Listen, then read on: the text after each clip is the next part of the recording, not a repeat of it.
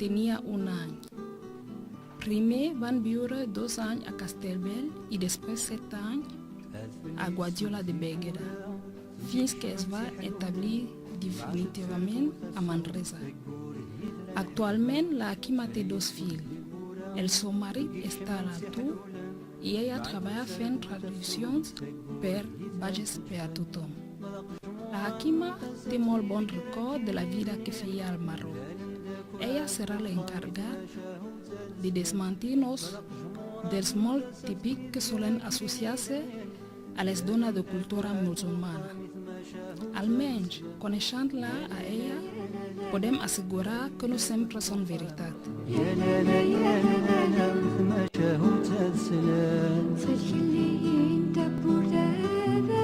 Bueno, tinc 2 fills, tinc una nena de 17 anys i un nen de 9 anys. I el meu paper és com mare i a més és una mare com una amiga per als meus fills i això, és una mare. El meu paper dintre de la família és de la germana gran. Tinc que cuidar el meu germà, tinc que ajudar molt amb estudis, amb seus problemes, no? I també, com que sóc una filla, també tinc que fer moltes coses per als meus pares. Sí, tinc una filla, un germà deficient, que ara treballa en pans, per sort, i estem molt contents, que també té un fill, que em faig càrrec d'aquest fill que té, perquè representa que no té mare, no té pare, en realitat. I m'ocupo dels seus problemes perquè tots s'arrepengen en mi. I és una tasca molt, molt, molt difícil, però m'estic en sortint i estic mencionant una altra vegada els amics i la gent que m'està voltant.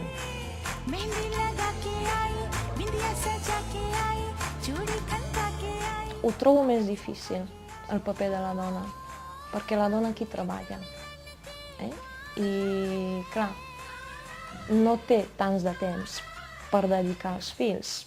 El que veig que els fills aquí se li col·loquen més que eduquen.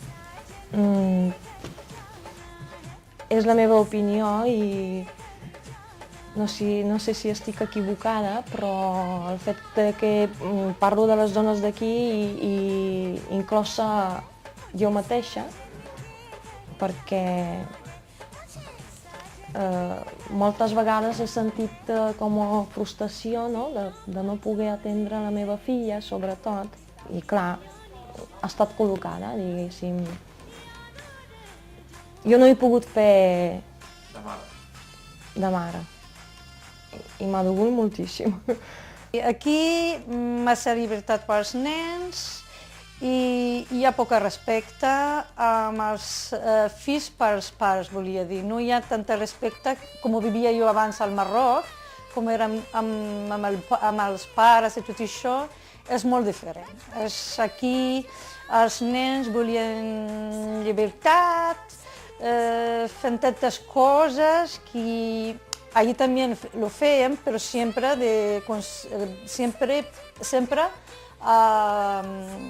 con l'opinió del pare o la mare, però aquí no. Penso que famílies d'aquí són molt independents perquè viuen separats, avis o els germans, etc.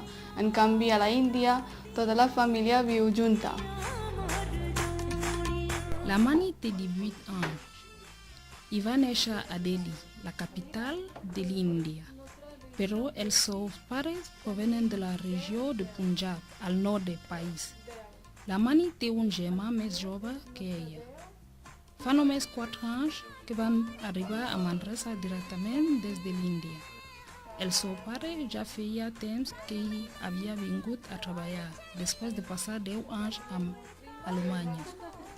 La Mani i la seva família són Sikh, que és la religió originària del Punjab.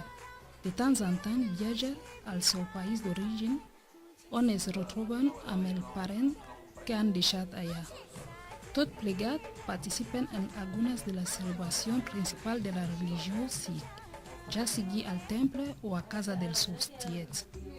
També de vegades assisteixen al temple que la comunitat sikh té a Barcelona. Actualment, la Mani estudia primer de batxillerat a l'IES Font Iker i se sent perfectament integrada a la nostra ciutat. A la Índia la majoria de les dones no tenen l'educació i per això no treballen. Clar, estan a casa, fer feines com cuidar els nens i la família del marit. En l'estatus social, la dona està per sota l'home i clar, aquí és també molt més valorada. L'estatus social de la dona és el de fer d'ama de casa, vull dir, estar a casa amb els fills. I tampoc ho trobo gaire bé, no? Perquè ella, com persona, es queda repenjada. Els seus interessos queden apartats.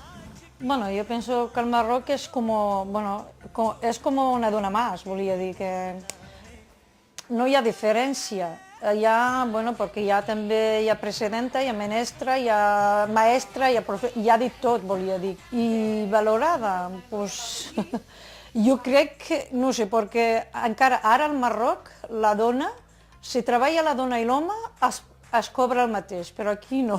Jo penso, i entre comillas, ¿no?, que la dona està més valorada allà, perquè aquí, si estàs treballant, pues la dona cobra menys i l'home més.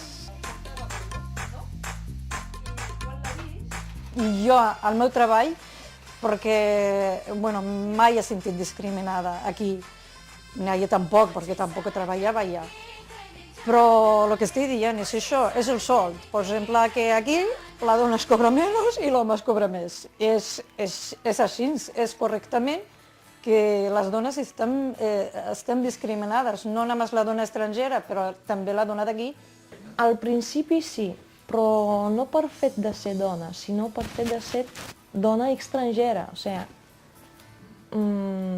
es ficaven amb mi, sobretot els homes, m'estaven dient coses i encara que jo sí que captava el que m'estaven dient, no estava capaç de defensar-me.